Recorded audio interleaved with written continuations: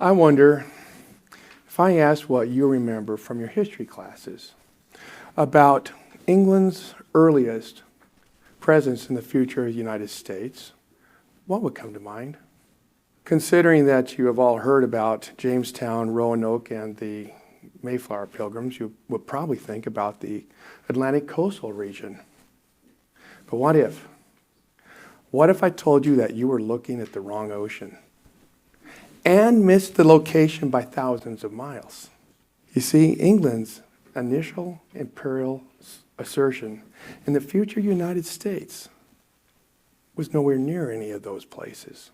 It was made in California during 1579 when Francis Drake built a fort and camped for 5 weeks and claimed the land for his monarch, Queen Elizabeth. And he called the region Nova Albion. Let's talk about that name, Nova Albion, for just a moment. Nova is the Latin word for new, and Albion is an archaic name for England. It's inspired by the region's white cliffs.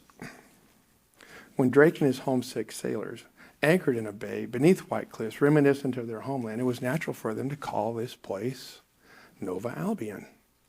Or as we translate into modern English, we call the region New Albion. And we can even think of it as New England. But this older New England, this original New England, is on America's west coast.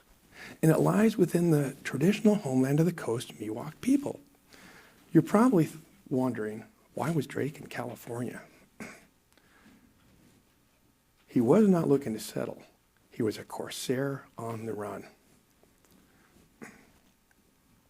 Sailing for Elizabeth, he had spent months looting Spanish treasure as he sailed up the coast of North, or first South, and then North America. And when he left his final destination in Mexico, he required safe harbor far away from Spanish presence to repair his flagship, the Golden Hind.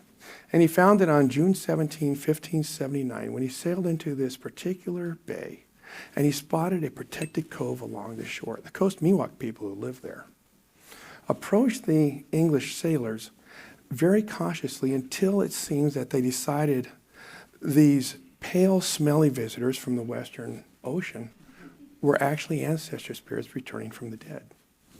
And what followed were 5 weeks of profoundly friendly and peaceful interactions. The Coast Miwok even held one particular grand ceremony in which they crowned Drake as if he was a king. But with the Golden Hind eventually repaired and refitted and the crew rested, the Englishmen set sail from this land and began the long, difficult journey back to England. So, where was the precise location of this cove and land? Well, that was lost to history, waiting to be rediscovered for almost 400 years, and this raises an uncomfortable question. How did professional historians miss such an important event for so long? Part of the answer to that question lies in understanding who traditionally writes history and who is excluded from that process. But in 1931, historian Carl Becker, he challenged his professional colleagues and their exclusive authority to determine what constitutes legitimate historical research and who gets to be called a genuine historian.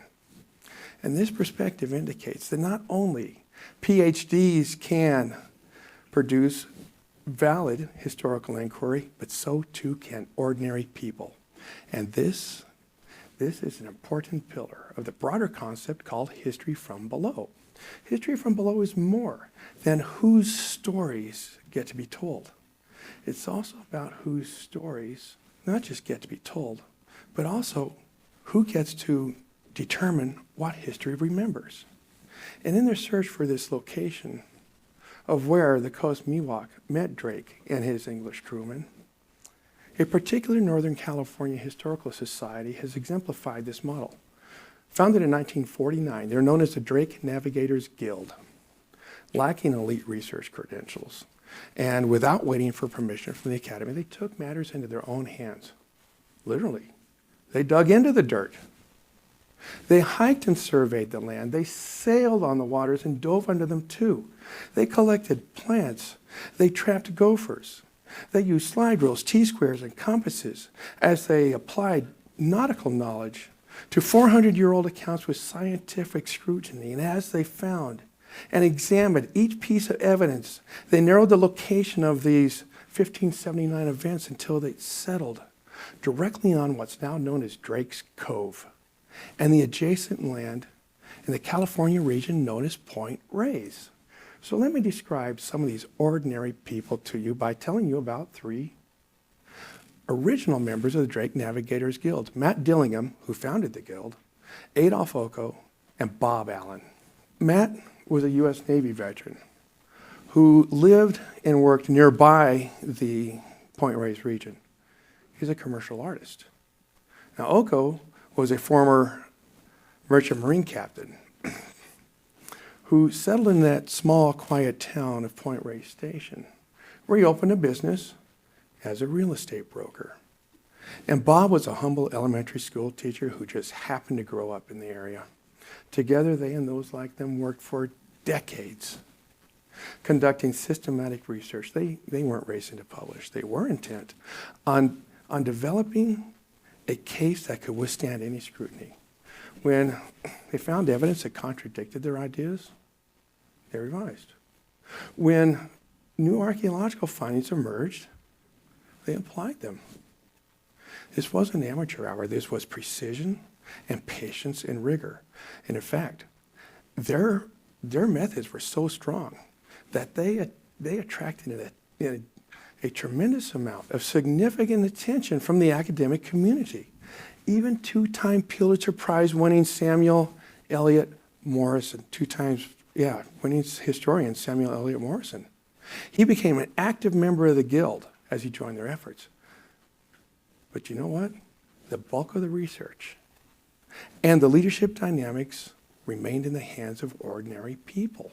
And this is a good time to discuss the fact that while any ordinary person can be a historian, not everyone's going to be a good historian. Fringe and conspiracy theorists peddling ideas about moon landing hoaxes and pyramid fantasies are not practicing history from below. They are engaging in nonsense that masquerades as scholarship. Likewise, a few of these types of fringe critics disbelieve the history of Nova Albion, but when the National Park Service conducted its exhaustive review of the Guild's findings and invited formal opposition, the silence of these fringe critics was deafening. So, in 2012, the United States Department of the Interior awarded the site a National Historic Landmark. And in 2021, after the state of California completed its own independent, comprehensive review of the Guild's findings, California issued its own state landmark designation to the site.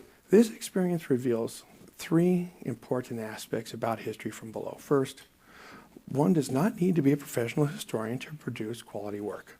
Second, a community of individuals with specialized skills who uncover solid evidence can actually shift the historical record. Third, history from below is not a casual hobby.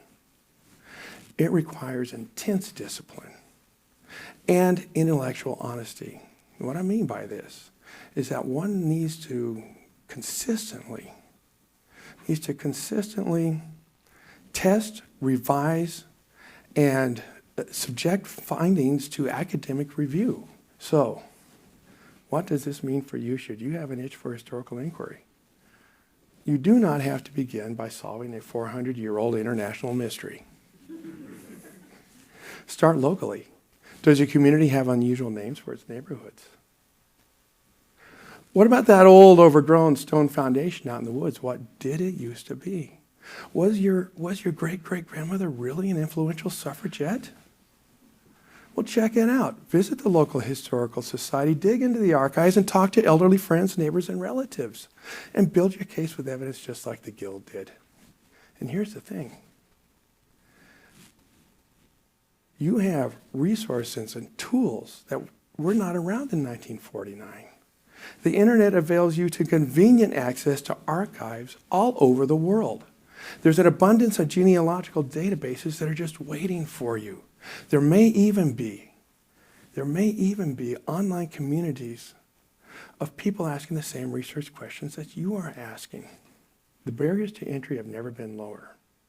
So, what really matters is that you have the curiosity to begin and the intense passion to follow through, just like a group of buddies in 1949 who simply asked a question that bothered them. What followed was years of hard work that transformed a mystery into documented history. History from below was not handed to them. It was something they claimed. And in doing so, they show that history is your domain too. So let me ask you this. Just think about this. Are there assumptions from the past that you could challenge? Could you be the voice of a history that has been lost, overlooked, or forgotten? And if so, what could you discover?